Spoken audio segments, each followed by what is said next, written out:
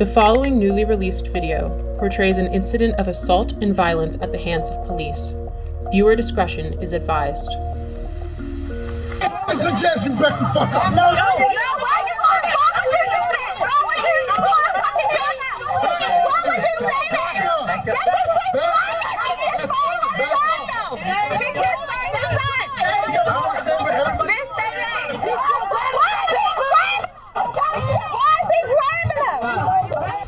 This is Baltimore City Police Officer Jorge Bernardes's newly released video shot in 2016. Ruiz is seen with his knee on the back of an unknown man, with a gun pointed at the man's head. His message was a clear one. Concerned onlookers, adhere to my dictates or else. Here, we can hear Ruiz saying to Baltimore residents, I suggest you back the fuck up. It is documented that Baltimore police officer Jorge Bernardes Ruiz is a repeat violent offender, even without access to all complaints against Ruiz, undisclosed by BPD Internal Affairs records. 6 cases involving Ruiz are known. This video will briefly highlight 6 total cases beginning in July of 2013.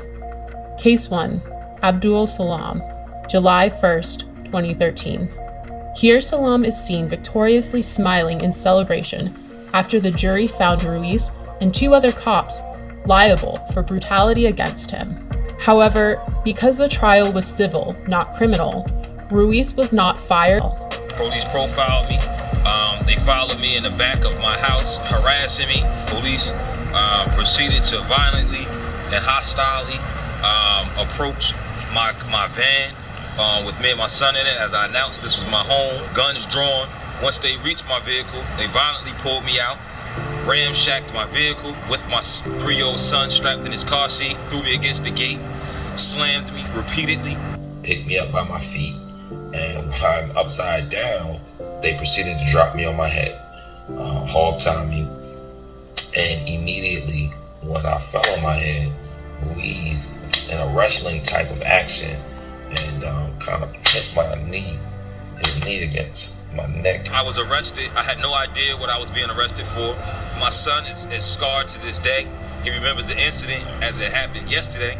When he talks about it, he always refers to daddy being on the floor with police yesterday. Case 2, Darrell Harris, profiled, as seen in this video, July 17th, 2013. What's wrong with it? Improper way. There's no such thing as an improper way. You gonna tell me my job, bro? I know the law. Are you gonna tell me I know the law. I know the law. What's the problem? You giving me a ticket? You need my license registration? The profile y'all use as a ring profile. Do me a favor, take out your keys. Yeah, you can record for what? Nah.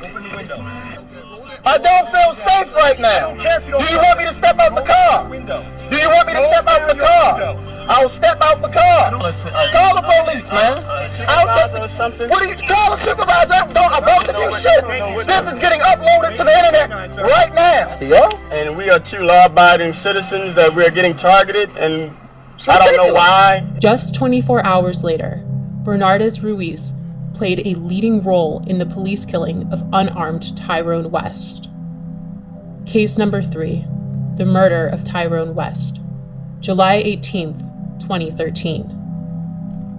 My brother Tyrone West was Role brutally in the murdered police killing on of July unarmed 18, Tyrone West. 2013. Case number 3, In both of these cases, when you look at the pleading and the harsh language of these officers that have been quoted to me by reliable witnesses, the N-word. And Killer Ruiz and Killer Chapman and the rest of those 11 or 15 killers, including David Lewis, took something from my family that they can never give us again. And that was my brother Tyrone West, one unarmed man who was brutally murdered, beat to death in broad daylight.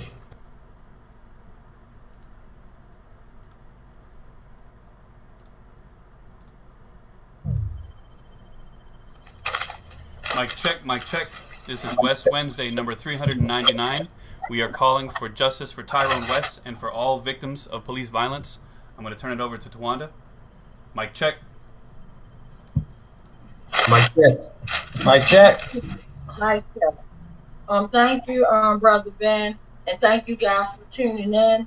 As my brother just said, this is West Wednesday, week 399, and that's we've been fighting this fight for a very long time, not just for my big brother from West, but literally for all the victims of police brutality and murder. And as you saw in the video footage that we just played, that is real video footage of Killer Cat Ruiz, that was the first cop to start brutally murdering one unarmed man. And now going on 8 years, literally. This July the 18th will be 8 years. And it's just sad, like, I didn't expect to be in this fight and feel this kind of pain this long, but this is the fight that lasts forever. This is the fight that no family member wakes up to say, you know what, I want to join the fight where they're fighting, that our family member is a victim, and we have to fight for accountability. No one wakes up and decides that they want to do that. This is something that I never asked for, but however, because I was forced down this road, I'm here to stay. And it's just sad. But tonight, we have two very special guests, and we're going to basically talk about the role that, like, media, people that are on the ground, like taking pictures that are part of the movement, you know, can play a very important part. Like, if they can help or not help, but mainly if you're going to do something, do it from your heart, because in this fight, we need all the help that we can. We need everybody on the front line that's going to definitely put in work.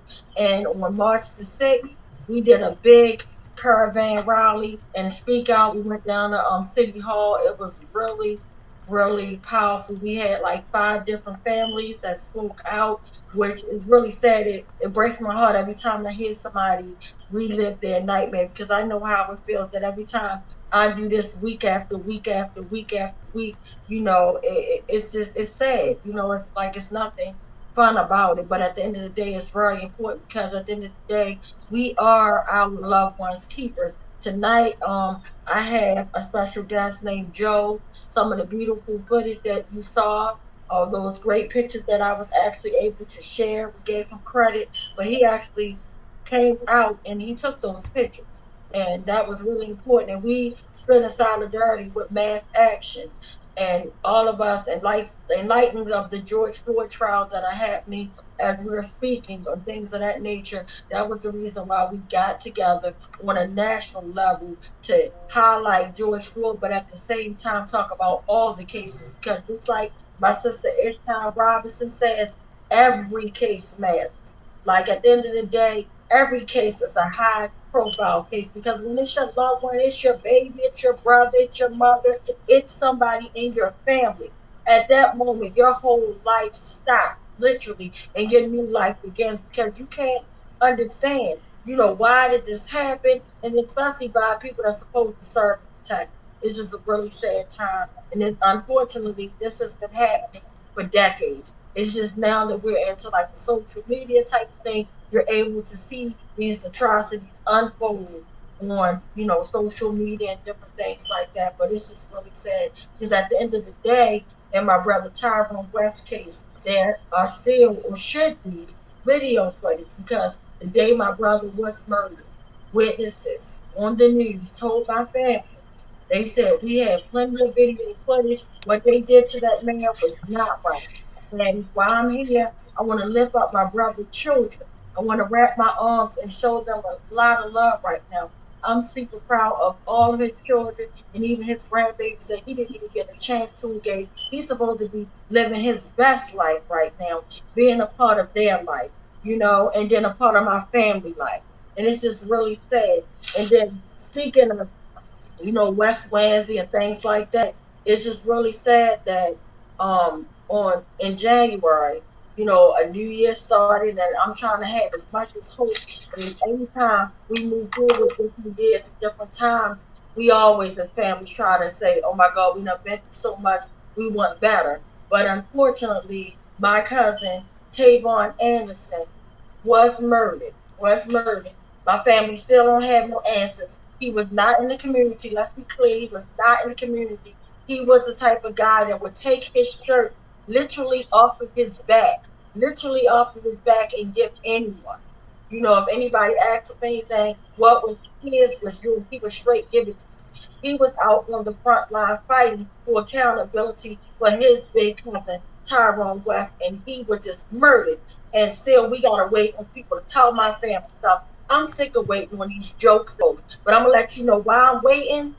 I am very disgusted again. And just like I said, every freaking body is a goddamn suspect. Until we find answers, everybody is a suspect in Tavon Anderson's murder. You better believe that, baby. And like I said from day one, when he got murdered on a West Wednesday at 12:19 in the morning, right?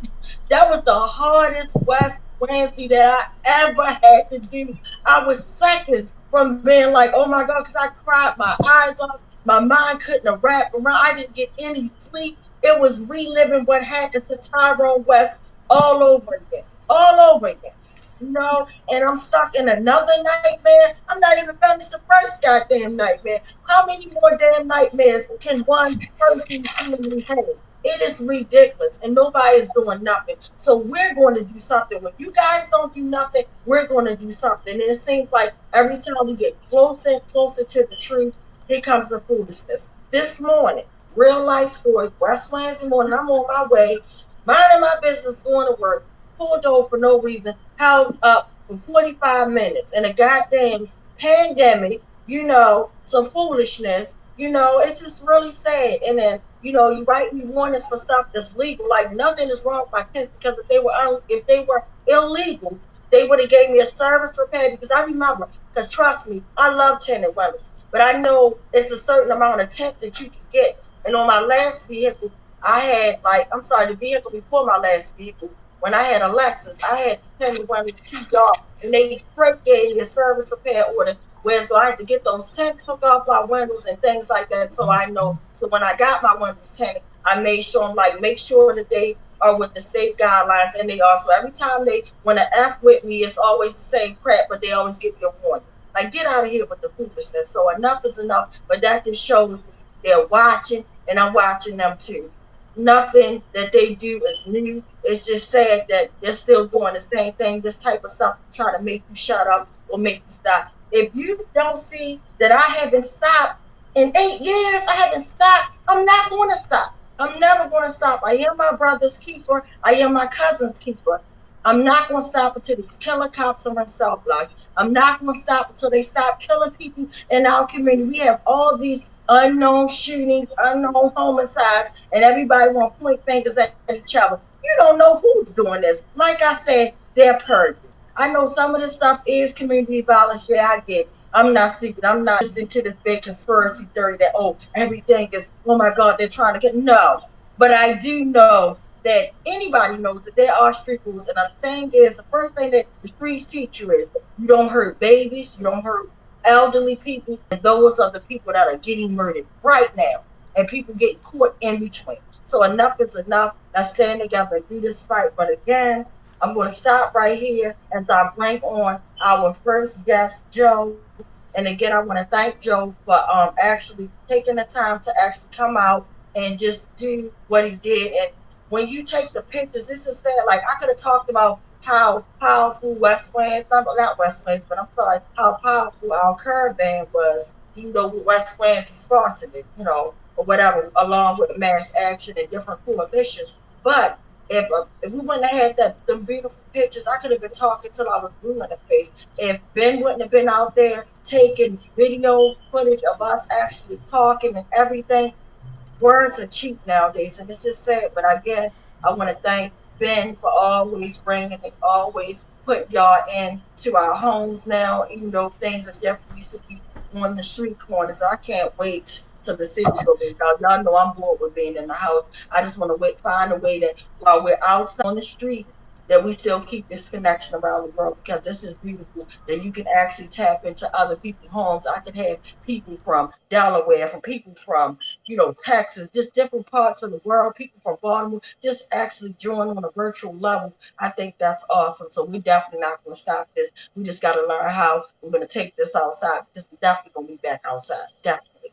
And speaking of outside, at the 400 West Wednesday, 400 weeks, guys, I will keep you guys posted. I want Lottie Dottie and everybody, please join us next week. We will be doing a very special social distance because we are in a pandemic, but we'll be doing an outside speak out rally. And I want all the families of police brutality to come join us in the space. We'll be starting 6:30, and I will let you guys know the space.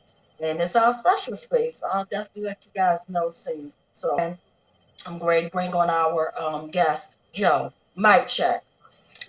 Mic check. Mike. Mic check. Well, hello. First off, Tawanda, thank you for having me here. I appreciate you and the West Coalition, West Wednesdays. Thank you for having me come on and go through some photos. I think I want to start out probably by level setting a little bit. And Benjamin can attest, him and I are good friends, and I always feel odd in these spaces because it's not, it's hard for me because it's not my story, right? I'm a white guy that lives in the county. I'm not from Baltimore. I'm not from Maryland. I'm from New York. I've moved around my whole life. So I want to level set a little bit and say I'm pretty much speaking to white people here and how this pertains to especially photographers, but other medias who are out, mass actions, protests, taking pictures. I think the first thing that's helpful to understand, and Tawanda mentioned it, is it takes everybody, right? Like it's not my story, but my audience and the people that know me aren't the same people that know everybody else, right? My circle is different than Benjamin's circle, is different than Tawanda's circle, is different from other people's circles, right? So if I can get these images out there and then point back to, hey, West Wednesdays, hey, Tawanda's doing this work. These people are doing this work every day. Go help support this group, whatever that might be, whatever the photographers out there are taking pictures of. That to me is the goal, and that should be the goal of any white person specifically. Is not being in the limelight. It's not our microphone. It's not our place to dictate or do anything. But it's 100% our place to help support, amplify, be bodies, be resources, time, skills. I never saw, what's interesting is I haven't been doing photography long. It's only been about 4 years, but I never thought about a way to help do that, right? I thought, volunteering my time some other way, money, all that stuff, and that's great. But I forgot that I had a skill set. I'm good at this, and I forgot that I can use this as part of that amplification and support. By this, I mean taking pictures. So I think one of the things that I try to do is, and I think maybe just my personality, but I think it's important, especially for, again, I'm not going to keep saying it. This is to white people. Know your organizers, know the people who are out there, get to understand why there's a march or a protest or a mass action. Like understand from the people that are living it. That's their story. That's why they're out there.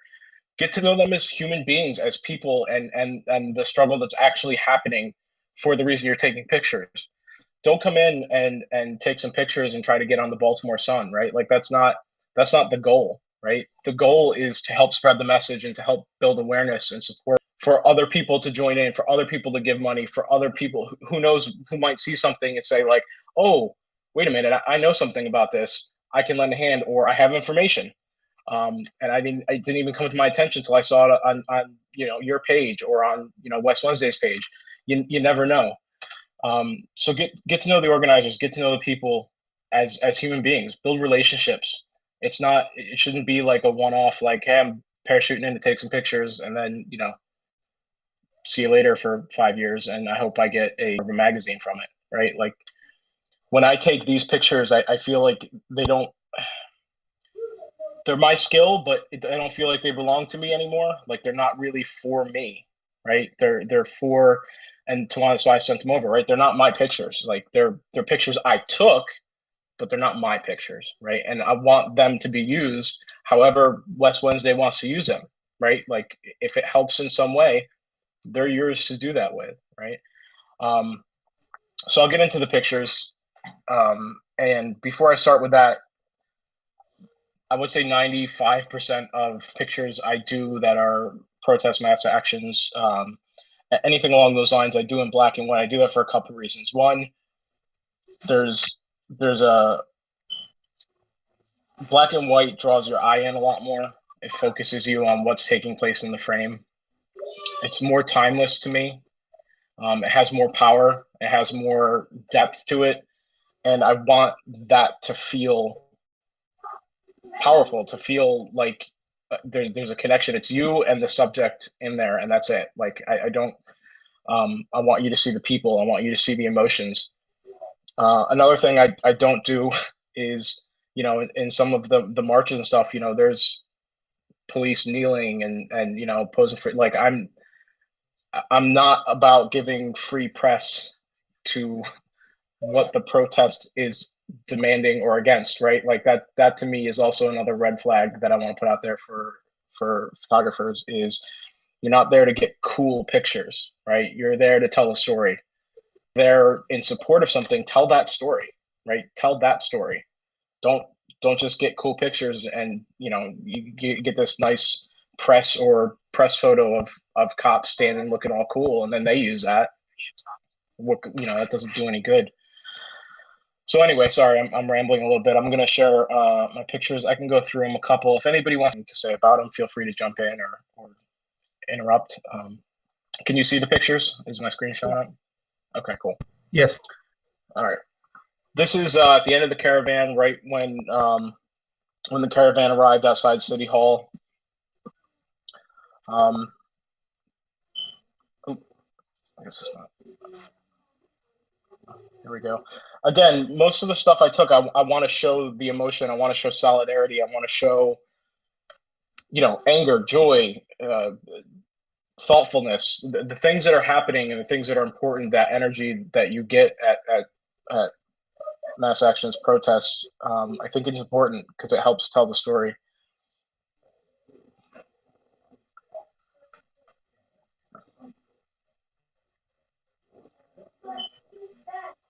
Another one is the names. Like, I think it's important too, like, while we're in that current space, here's the people, at the march, protest, whatever it might be, but these are the people, these are the reasons why it's happening, right? The names of the people who have lost their life or who have been victims of police violence or police brutality, right? I think it's important to have those moments where you show just that, right? Like, make, anchor why this is happening at some point in your photos. I think that's just as important as, anything that's happening with the people that are there. This was when everybody started walking up to the mic stand.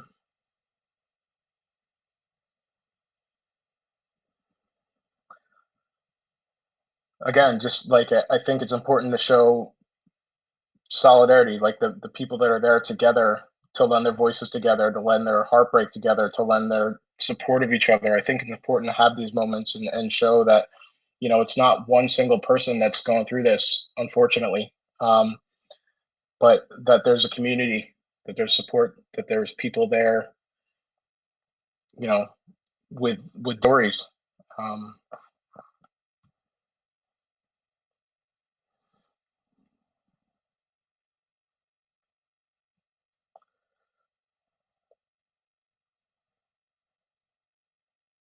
Just, trying to project the energy that's happening.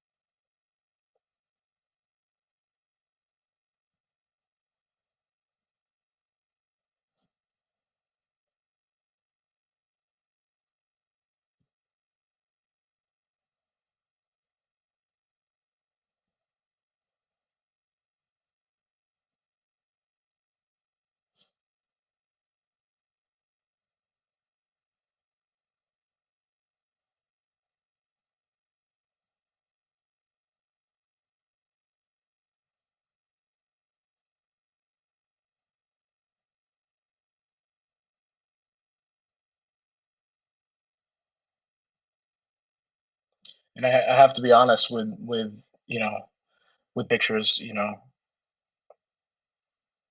when Analysis was doing his poems and everybody was telling their stories, it's you know it's it's heartbreaking and powerful, but I think it's important to try to get those moments to do the best you can, as a photographer, to convey what's happening and the feeling of that, even though it doesn't come close to hearing him, obviously.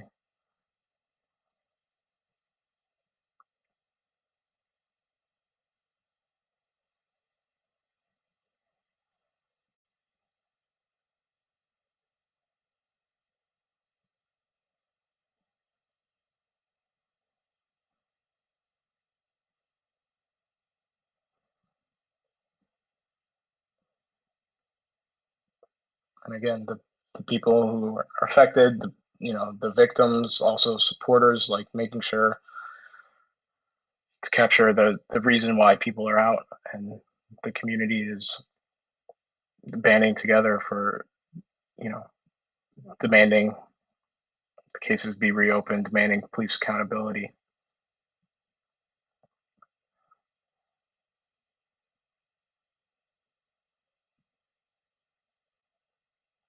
And then this one to show where it was out in front of City Hall.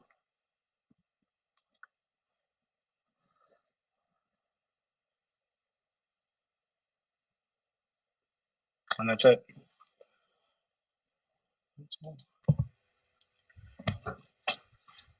Real quick, we have a Facebook comment. I believe this is someone first attending West Wednesday, and they have a question. So their comment is, first time hearing about West Wednesday. Can someone explain to me a little about what all you do? I would like to be a part. I live in DC, but was born and raised in Baltimore. So anybody want to take that? Yes, I'll take that. Thank you for sharing that. I appreciate it. And thanks for tuning in. So basically, like I said, West Wednesday, basically, Brother Tyrone West was brutally murdered. And every week, we do an action, a demonstration. We used to be boots on the ground, outside speaking out. But whichever way you want to join and participate, we find you want to join in virtually with us, that's great. We start doing activities outside, you can join in. And also, if you can, send us your email address, because we have a huge email list where we actually solicit, basically, or not solicit, but we basically let you guys know what action we're going to do weekly. So we're really good on that. So if you could drop your email in, we'll definitely add you to the email list. Thank you so much. Thank you, Tawanda. And sorry for cutting you off, Joe. Oh, no, I mean, it's important that people get involved, Yeah, so I don't want to take up more time. Those were the pictures. Again, Tawanda, thank you for having me. Any photographers out there, anybody that needs to get in touch to, if they want to pick my brain or whatever, feel free to reach out. Be happy to help steer you in the right direction. So, yeah. Thank you, Joe. And can you give us your information? How can we reach you? Oh, yeah, probably the best way would be like DMs or even email. It's the same information. So it's the Joe Cardamone, the JOE Cardamone, CARDAMONE. That's all my social media, and also that's my Gmail. So email or DM, social media. Yeah, thank you so much, Joe. You just really don't know how much we appreciate you. Like, literally, like, as my brother Boom says, putting skin in the game, actually putting your body in action and then being there, and then also talking to white people. I mean, that's very important. And I know that can put you in an uncomfortable space as well. So I definitely thank you for that support. Yeah. Thank you. Appreciate it. And it should be uncomfortable for us. So I'm good with that. Just want to say I really like your pictures. They really caught the rally and the caravan very nicely.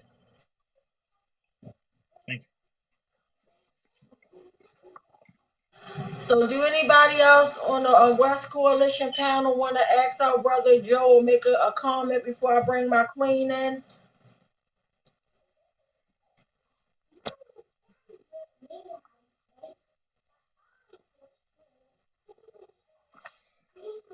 All righty. Well, thank you so much, Joe. Definitely appreciate you. Yep. Thank you. All right. And hopefully, Joe, we can get you out next week if you're available. Yeah, I'm already checking my calendar. So.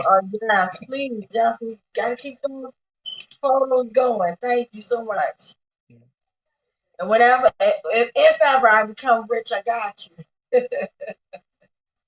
So thank you so much. Okay. So I'm moving right on. So it doesn't make me happy when I have to bring a mother who is actually fighting for her son that was brutalized. Like, police brutality is real. You know, it's really real. And it doesn't just happen. You know, we see like sometimes, like in my brother's case, it was a traffic stop. We see different, like, it's like you're not safe anywhere. You're not even safe when you're in a detention center and whatnot. So I think about how Sandra Bland, which I brought her sister on here before, Chantal, I brought her on here. And we know that Sandra Bland didn't hang herself. We know that she spoke out. She was very vocal. We know that, to me, I felt like, and I was like, so that's why I was extra scared this morning, because I thought about Sandra Bland and how powerful she was speaking about the real issues of what's happening about police brutality. And when she thinks she's doing a traffic stop, moving out this maniac's way, he decides to pull her over and antagonize her and brutalize her off camera, like fold her arm up, you hear her screaming, and then take it a step further, have them finish her off in the jail cell. Like, this is real. This is reality. So when I think about people getting mistreated, and I also thought about when my brother youngest son, when he basically was placed in prison, literally 5 years snatched for no damn reason, didn't kill anybody, didn't hurt anybody, literally. By having a tantrum, literally having a tantrum. He was only 17 years old when his father was murdered. And he literally had a tantrum. But instead of them taking the killer cop, Louise Chapman, and all 11 and 15 of those maniacs, throwing them in the cell block, no, what they do is they take my brother's son and they throw him in the cell block and leave my brother's son for dead. And literally, they start abusing him. Literally, every jail that he went to, they knew he was Tyrone West's son. So every time he went to one different place or whatnot, they would beat him. They would really beat him. And it was to the point I actually got you guys to actually call out to the detention center, things like that. Hillary helped me out, and we got them to stop. It was to the point that the major there was like, okay, Tawanda, we hear your message. We're sorry. We're going to make sure he's fine. Please stop them from calling. So we have power. We can help each other. And I want us to do the same help as we listen to our sister Queen. I'm going to let her introduce herself. I'm going to let her tell you where she's from, tell you herself, and tell you exactly what's going on. And we need to support this sister Queen in any and every way we can. It does not just stop at West Wednesday right here. We're going to actually support her. I'm actually going to put her on to the Civilian Review Board so she can actually write complaints, things like that, and tell her son's story. I'm actually going to put her on with you guys, so we're going to help her in every which way we can. Mic check. Mic check. Mic check. Mic check. Mic check. Can y'all hear me? My name is Sonia Ezra-Manning. My son's name is Curl Williams. I live in Lynchburg, Virginia. On February 11th, my son was arrested because him and his girlfriend had an altercation. And he was taken into the Lynchburg City Jail that night. And I viewed the video with the Commonwealth Fraternity. I can hear the guard saying, take off your shoes, you won't get hurt, or some a whole lot of stuff. The camera went blurred during that time. I hear my son grunting. And all that night, I didn't even know my son had got arrested tonight. I got the call for him 10 o'clock the next morning saying he was injured in the jail, that they had beat him up in handcuffs, face down. They had His nose was broken. His teeth was knocked out. He was in handcuffs. And at that point, I told my son to hang up. I did call the police. An investigator went in. He declared it as a crime scene. They moved my son about maybe 20 minutes away from here. And that's what he told me. The nurse that came to see him by his nose was broke. So as I was viewing the video, I could hear the guards telling the police officer. Now the police officer, their incident, they viewed his body camera, and I can hear them telling him, get out the room. Now in this, I had viewed my son at the manager office. He had no injuries. His shirt had no blood, but when that camera went out that room, his shirt was full of blood. It's in evidence right now, his shirt. So at that point, the investigator did tell me that my son was assaulted. So I met with the court attorney Thursday. Her excuse was 10 guards in their room. The person my son named, she could not put it on him because it was 10 guards in there. Even though they took the video out, they could have kept the video in the room. But she was not going to criminally charge him, but she did tell me that we had a civil lawsuit against them because my son was injured in the jail. And I talked to the investigator. He told me he believed it was enough evidence to convict that man, but she didn't do her job. So, first of all, sis, I'm so sorry that happened. And it's just sad. They literally think that they can kill us, they can do anything else. And their solution is, oh, we're not going to check the behaviors. We'll just write you a check and send you away. Like, literally, that is utterly ridiculous. Utterly ridiculous. And can you tell everybody your son's name, please? Carl Williams. This is really sad. This is really sad. And I got him out of jail. He had a barn hand that Thursday. It snowed. So we had to wait another week to get him out, but I got him out. He's out now. He's out. But when he went down to the conference terminal, he was real upset about it. But he knew who had hit him. Because as he was being hit, the guy was saying, you're going to listen to me, and just punching on him in his ribs. And she told me it was justified for them to hit somebody in their ribs. That was the Commonwealth attorney told me. And then after that, I asked her,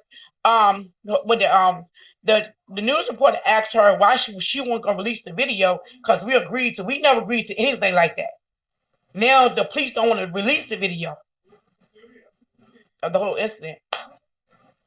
Wow. So what was their excuse for them saying why they wasn't going to charge anybody besides pushing? Because and the crazy part, they'll go to that, they'll tell you real quick to your face, oh, we're not going to charge somebody. But and in the same breath, they'll say, oh, but this is good for a civil case. It reminds me of Greg Bernstein. That's why we got his ass kicked out of office. But what was her excuse as to why they couldn't charge these officers? She don't think she had enough proof because it was like 10 officers in the room to charge instead that done it. But literally, hey, it would have been me and you. Let's say, for instance, God forbid, me and you go out and we get 6 of our girlfriends and we jump and somebody get beat up real quick. They just gonna let us go because they don't know who did what, and even though they're gonna charge all of our asses. That's right, and that's what I told her. Every last one of us, believe that. They're gonna charge every last one of us, and then they're gonna try to get the main culprit to actually start and probably get them more time. So what was the difference in this case? And then I told her, I said, anyone can go down to that match and take a warrant on anybody they got going in front of the judge. What makes him different that he's not being charged of going in front of the judge? She couldn't answer it. But I let her know I'm going to be my son's voice. And no one's going to get over my son. When he called me that morning, I was on my job right then. I knew what I had to do. And I did exactly what I had to do. And they moved him out there right then. They moved him right then. No question asked. When the investigators went in and found out it was a crime, and my son told me they tried to wipe the blood up with his shirt. Wow. They tried to do all that.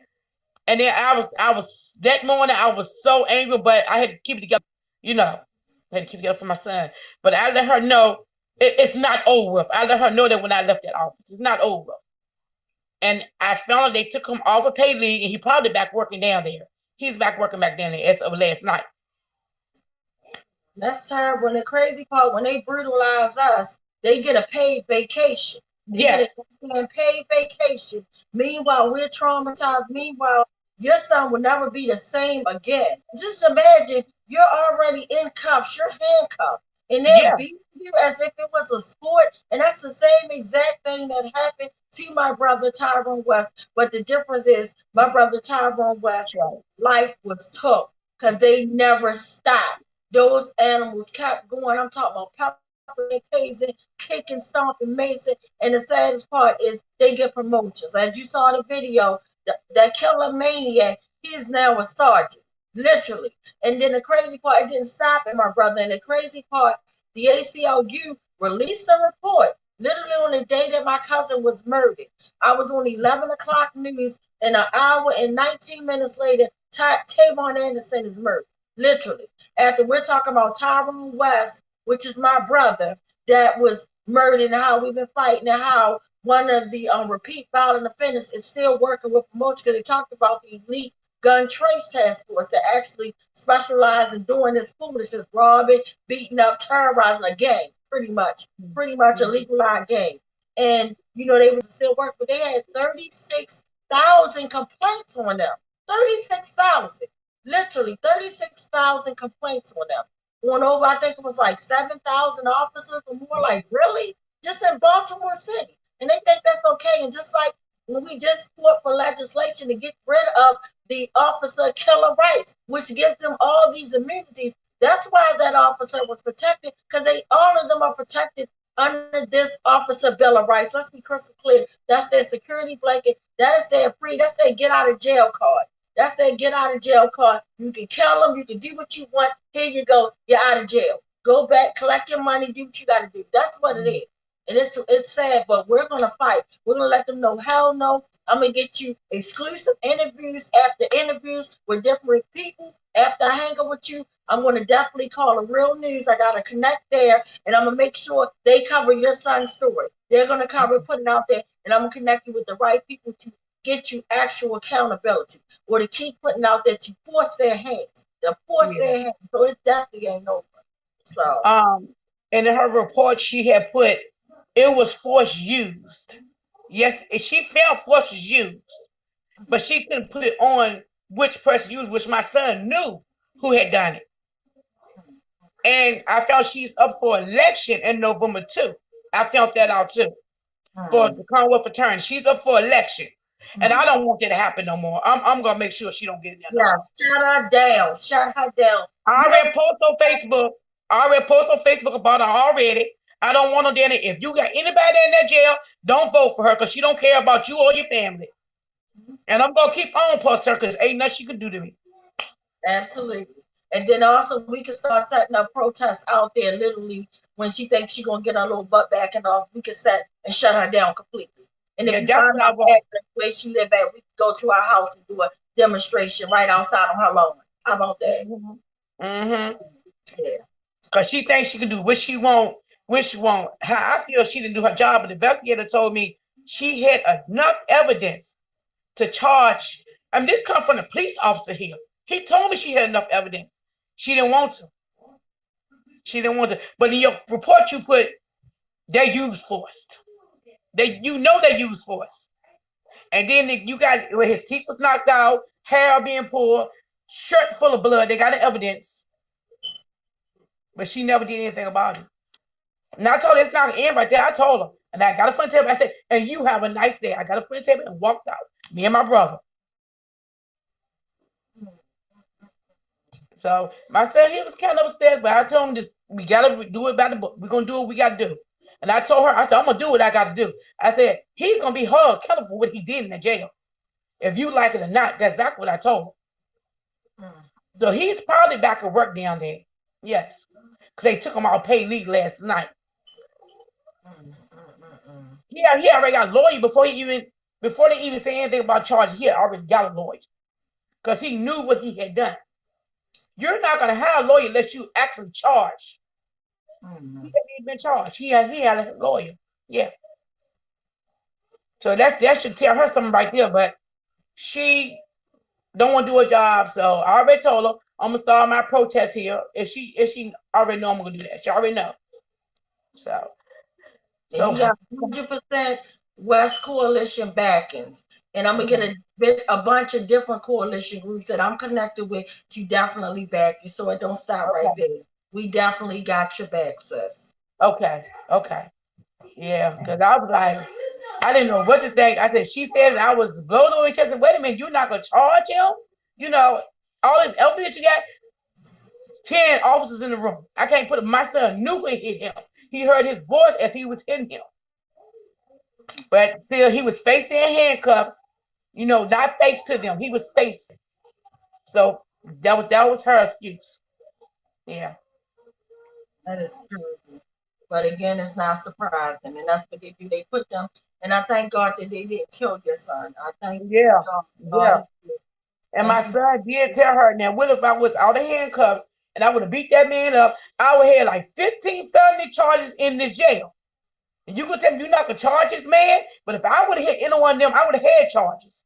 That's what my son told her, you know, sitting right there. She didn't know there was too many in there for you to put it on one. He said, I know who hit me. But she said she couldn't prove it, she said. That's the craziest thing I ever heard. I said, you know what? This is full of shit, and you're full of shit, I told her. Exactly. I knew it. I knew it that was gonna happen like that. I knew it though, because like I said, my son had a criminal record. This man don't have a criminal record. He's white, he's black. You know what I'm saying? I knew it was gonna come out like that. I knew it. But at the end of the day, it ain't got not a goddamn thing to do with your son record, because he wasn't in there beating on them. They was in there beating on him. Let's be crystal clear. So I wouldn't give a damn if he had a rap sheet long enough to cover my whole entire block, from the end of my block to where you live at right now. That's beside the point. Because there's a lot of those complaints and stuff that this, put it like this, the way he beat your son, he knew he was going to get away with this shit. Because guess what? It wasn't his first time. I guarantee you it wasn't his first time. And guess what? It's not going to be his last time until we stop these damn killer cops, till we stop these brutal cops. Till we stop these stinking animals. Yeah, I had a friend telling me, she said, Sonya, he felt comfortable enough to put his hand on your son that he won't gonna get caught. She said he was comfortable doing it. And he just knew that he was not gonna get caught. And that was her words to me. He had done it before. And I told, just like I told a news reporter, he done it, but he got caught this time. They said he never done it. I said, oh no, he's done it, but he's never got caught. He got caught this time. I said, and I put it out there, if anybody got anybody in that jail down there, put time on the phone. Check on your loved ones while they're in the jail. Talk to them, see what's going on with them, you know? Don't just throw them away because they in there. You just don't do that. You have this maniac name. What is this officer name? William Johnson. That's his name. And what is the prison that he work at? Lynchburg Blue Ridge Adult Detention Center. Okay.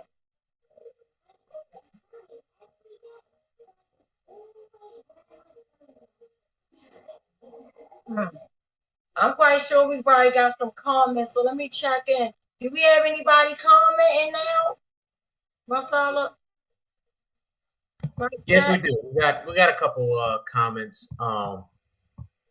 Hillary said, another case of the blue code of silence that extends to the whole system. Disgusting. Kenneth Clark on Facebook says, no justice, no peace.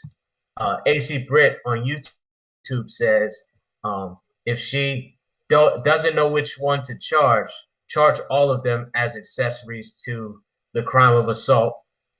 And AC also said, let's get a caravan to Virginia. Let's do it. Yeah, let's do it. Loving it. And then we had another comment come in. Daniel Hellerback on YouTube said, lawyer probably paid for by the Fraternal Order of the Police, FOP, the mob bosses that have the politicians and states attorneys on the take. Mic check. Mic check. Mic check. Mic check.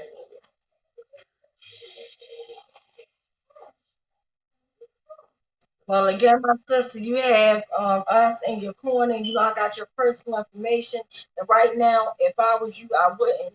Like, I'm not going to put you in that place to say, share your personal information right now because I have it. I'll make sure and get to the right people because we have a bunch of creeps that watch my page and everything. And when you start fighting, especially when you get right, they'll try these intimidation tactics. Like I told you, just got pulled over this morning for nothing, literally nothing.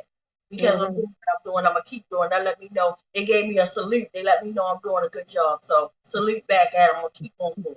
So I got you. So I'm not gonna But if there's anything else that you want to share that's not too personal, where you can get started, what would you like to share with us at this moment? I did find out that the I think it's an intern, the city manager. He's on the board of the jail. So I found that out too. Today. Yeah, so that meant, when I called for them to step in, I found out today that the interim city manager is on the board of the city jail. So I was wild. I was wild. I was shocked, So I was shocked. But No, that's all, you be shocked. If you're gonna find out more shocking information, because at the end of the day, they all in the bed together. It don't just start at these corrupt offices. We got a corrupt system that basically is in the place that cover them, and they all work together. While we sitting there crying, and while you comforting your son, while he laying in the hospital bed, or he's healing up, or whatever, however, they're sitting back joking and laughing about it. All of them. You got doctors that lie on their reports that will cover up in a heartbeat. You got they're policing themselves. You get what I'm saying? Everybody is working together. That's right. The doctors, the cruddy lawyers, the cruddy judges, the cruddy people, the commanders, that they know that stuff was right. They know it was right, but they don't care. It's called legalized genocide. Because even the police, he was there with his body cam. He never once turned it in. Never once. But they pulled his body cam to see what happened. And did they show you the video footage yet? I did. I seen it with the Commonwealth attorney. I seen everything. And you can hear the man say at the end, take the video camera, take your body cam out. My son won't blood it in, but after that body, he was all. And that's why she did say in her report that it was not accidental. He was injured on the property. But she could not pinpoint that one person, like my son did, Yeah, that's the Doug and Pony show, sis. Yeah. It's the Doug and goddamn Pony show. Yeah. But we got them, and you got our support, so I thank you for joining us. If you need to hang up now, you can if you want to, but I'm definitely tuned in for you, and we definitely can get you. We race. I'm telling you, I got you. I'm going to call you after we get up here, and I got some stuff lined up, and I'm going to put you with the right people. So we play this Doug and Pony show all night. So, I want to thank everybody, but I got some grandkids to take care of. Thank everybody. Okay. See y'all next time. See you. Okay. Thank you. All right.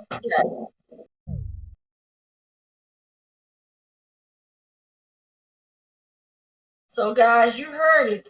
And so if you sitting back on your couch and you're scratching your head, or if you're riding in your car, or wherever you might be watching this right now, in your comfort zone, this is very uncomfortable. That families endure this. This is our reality. We endure this every day. It's just really sad, and it's just disgusting. So again, I will keep you posted because we're going to definitely do some action surrounding this queen. It will not be the Doug and Pony show, and if it do, we're going to entertain them at all levels. All levels. They want it. We're ready to bring it. We're going to do it the right, productive way. We're going to do it where as though her son's name never dies. We're going to do it right. We're going to make sure, literally, that this officer be held accountable, even if it's to the point, which is, to me, some bull crap, even if it's at the least, he gets fired from that jail. He's not going to just be working there at the business as usual. And even though that's like a low blow, he needs to be held accountable, because if it was the other attacker, he would never see the streets again. Literally, he would never see the streets again. And they wouldn't give us the bull crap about, we don't know all this foolishness. I'm tired of it. So, again, I thank you. And thank you, Joe. I still see you on. Thank you for tuning in. Thank you so much. And while we're in queue, just for time's sake, I was wondering, do our brother Brian have that horrible, sad list of community violence that is plaguing our community? Yes, I do. Mic check. Mic check. Mic check. Mic check. My part of what I do here, try and lend some support, is I try and lift up the names of people who were lost to violence here in Baltimore every week. It's a sad and a hard duty, but I think we need to be aware of the toll that this is taking on us, and it's a way of thinking about what we're trying to do and keeping ourselves centered. One of the quoted lines from the Torah is that whoever saves a life, it's as if they had saved the whole world. And so whoever takes a life, it's as if they had destroyed a whole world. And each of these names represents someone who is infinitely complex and unfathomably, unfathomably valuable, and they are part of a world that their friends, their coworkers, mothers, fathers, sisters, cousins. And so as we lift each of these people up, again, try and think of them in that way, as a part of a whole web of which all of us are part. And so this week we have two victims' names that we don't have, but the three that we have are, and I'll just ask you to echo them back to me. Terry Williams, age 18. Terry Williams, age 18. Bernard Prialou, age 30. Bernard Prialou, age 30. Aubrey Faulkner, age 3. Aubrey Faulkner, age 3. Thank you. And then my heart goes out to the two names that we don't know of.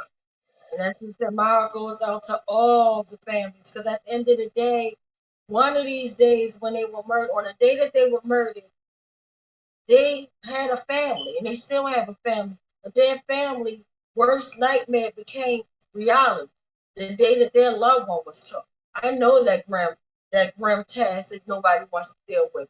That day that they had to, instead of planning on spending more time loving on their loved one, they now have to go into a zone set or a mindset of, now I have to bury my loved one. This is utterly ridiculous. Now I have to say my final goodbyes. Are you kidding me? And these are young names on here. We had an 18-year-old. We had a freaking 3-year-old baby. We had a freaking 30-year-old. These to me, literally, to me, all of them are babies. Literally. It's just really sad.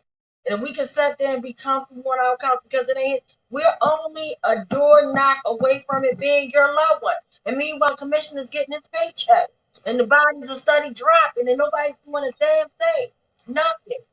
Nothing. This is really sad. So as we read those names, let those names stick in. Don't wait till your loved one name is read on here. That's the worst thing. When you hear your loved one name, then the pain hit totally different. Then you just hand somebody else love when you feel for like, oh, because you got a heart, you're not, you're not correct bone or whatever. You're gonna have some type of compassion. But it's a difference when it's your damn loved one. When it's your loved one, like, oh, hell no. It should be that hell no now. Enough is enough. How many more bodies do we got to keep on counting before we get to the media at the end of the year, foolishness with their 300 and something plus bodies? Those body count numbers are adding up more and more each year. Thousands. Literally, if you count and add up for each year. And I can start by 2015, we had the uprising. That's when the body count really got funky, and it started getting funky. And they don't care. They turned their backs. It is what it is. But enough is enough. I'm sorry.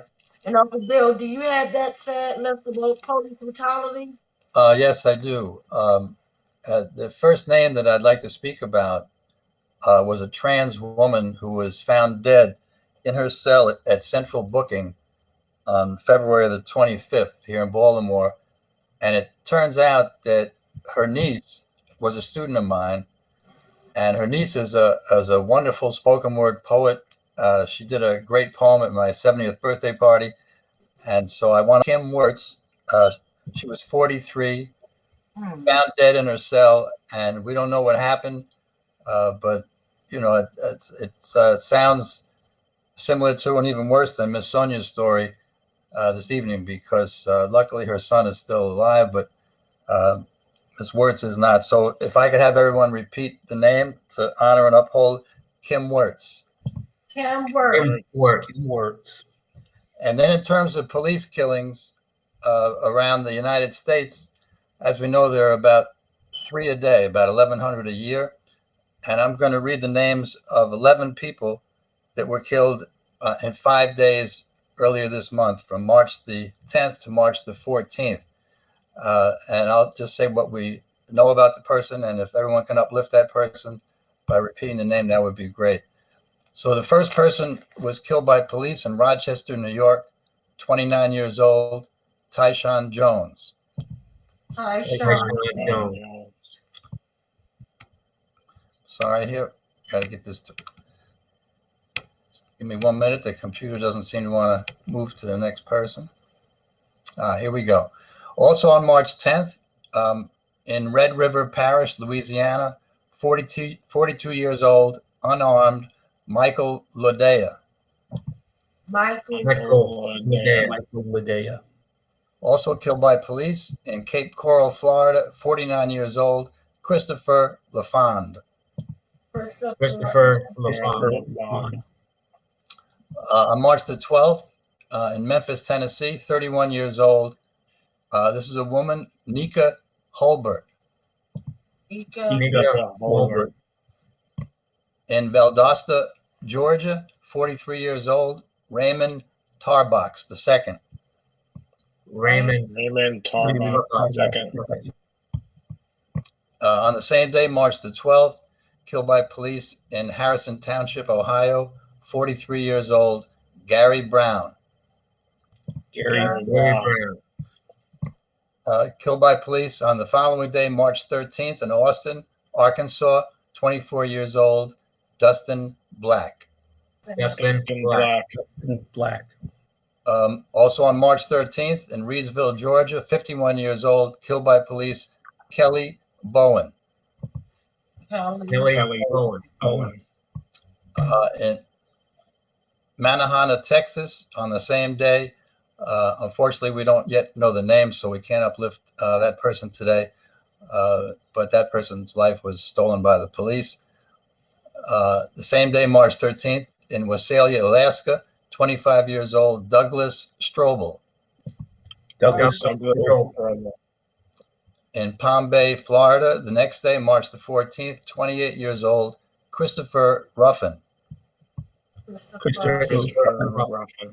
And that's the last person who I want to uphold this evening, murdered by police. I want to remind everyone again, as Tawanda said at the beginning, that next week will be the 400th weekly West Wednesday rally, and the details will be announced, and we'd really like everyone to come out.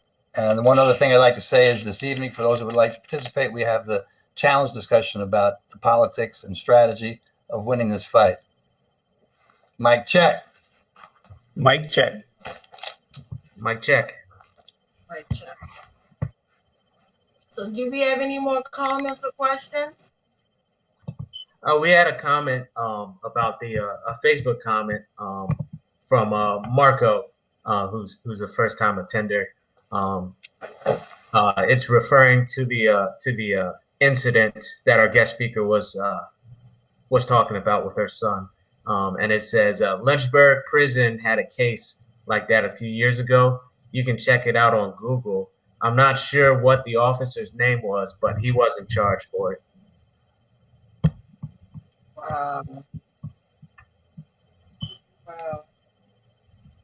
Definitely gotta check it out because it might be a connection in it. It's insane. Might be the same cop. Exactly. That's where I'm headed that way. Yeah, that's my thoughts. That's my thoughts.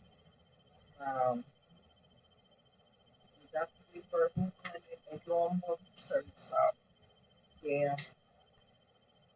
So do anybody have any announcements before we kind of wrap it up?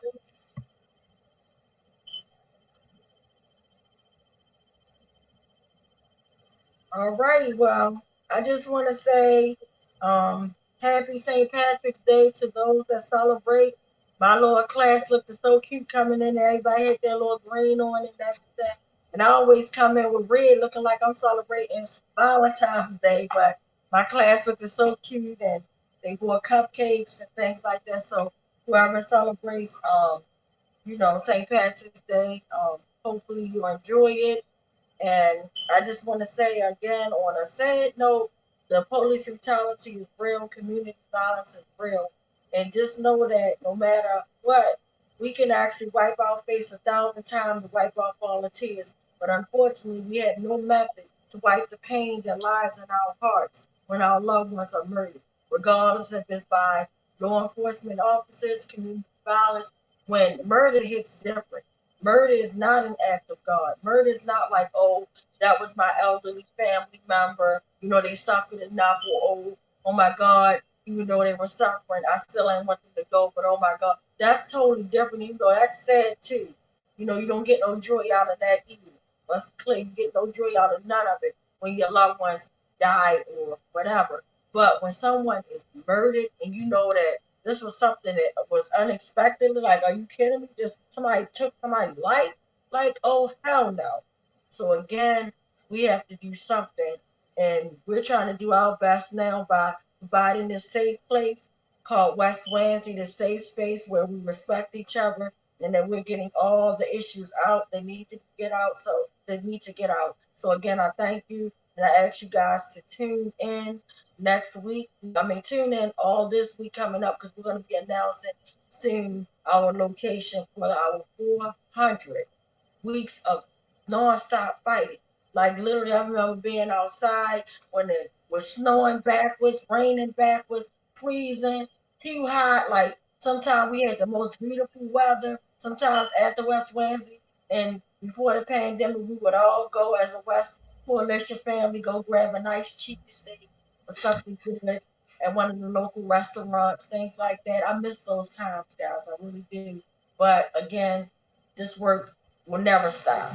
And again, like Uncle Bill said, he has his meeting tonight, and I will definitely be in queue because at the end of the day, I don't know. It just seems like the Doug and Pony show not working. It's not working, and I'm still going to live to love to live, and live in peace because I do believe in that. And nothing's going to change about that because to me, it's too much hatred out here. And the only thing that gets you to that is love. That's the only key. That's love. Because we can easily take anything and give them that same energy and what we win. What's the difference between us and them? There's no difference. But at the end of the day, you're not going to continue for murdering us. So we're just going to keep sitting back, wiping our tears. And no. Hell no. And then I heard another Sister Queen was murdered by police officers.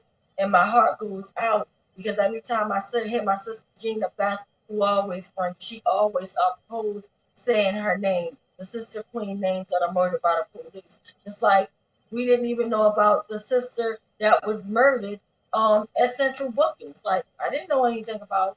I didn't hear anything about it. I didn't hear it on the news. Maybe I missed it, but enough is enough. Like it's just sad. We're in sad time. But again, I believe love breaks through all that. So this is the time now to love up on your family, love up on your friends. Don't think you can wait till tomorrow because no day is promised to us. This is a day that we have never seen before, and unfortunately, it's a day that made history. We will never see this day again. So give each day the best you can be there for somebody, even if it's an ear, even if they need you to talk to them, whatever way, even if it's financial, whatever way you could be there for another human being, from human being to human being, be there, because these are the moments that you will never get back.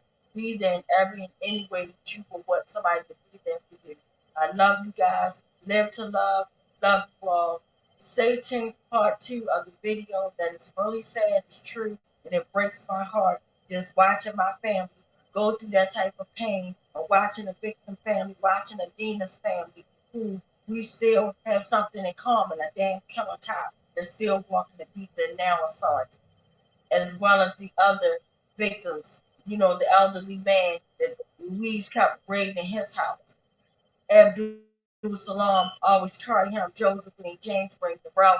How many more victims? Darrell Harris, I'm sorry. How many more victims before Marilyn Mosby actually viewed her damn job? How many more? Is it going to take one of the Mosleys to be victimized by Ruiz before she say, oh, well, you know what? He needs to be stopped. How many more, Commissioner Davis? How many more? That's what I'm asking you. The damn time is now. Cell blocks for killer cops. Every case matters, and we're not going to stop. We can't stop. We won't stop until killer cops are in jail. Yes. Mic check. Mic check.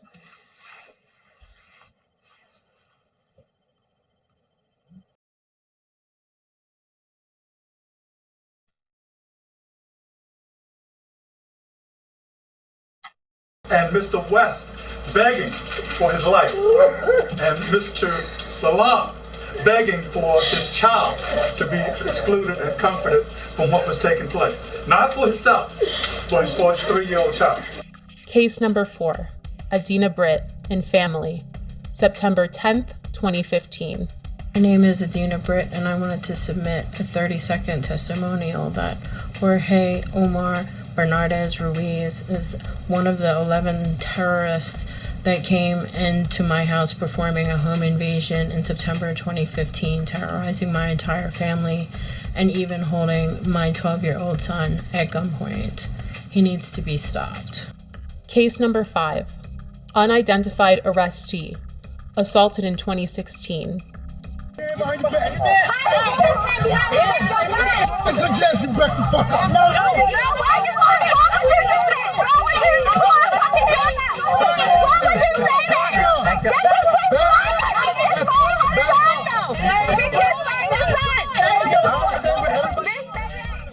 Again, this video did not surface until the summer of 2020. Case 6, Thomas McCullough, May 2016 and February 2017. I heard my front door coming off the hinges like it exploded. Thomas McCullough says it happened twice.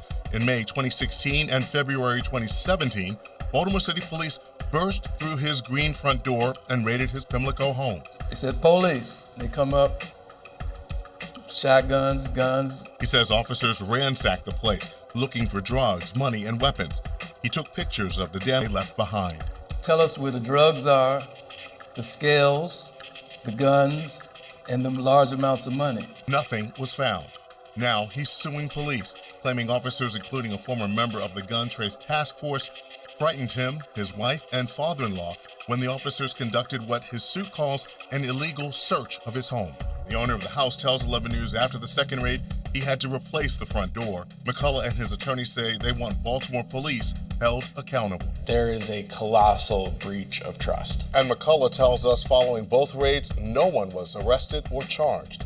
This all begs the question, when will Baltimore City State's Attorney Marilyn Mosby see the prosecution of Bernardez Ruiz as warranted? They were the stopping officers in these so-called jump-out cars, unmarked and so forth, that stopped both the West vehicle and the Salam vehicle without probable cause. And these officers are the ones that also were joined by others, but they are the ones who initiated the stops, pulled both men out of the vehicles, and commenced the vicious activity that was thrust upon them. And the officer Ruiz that started this attack is still working and working with promotions. He is now sorry. But the fact that this repeat violent offender had a history leading up to my brother.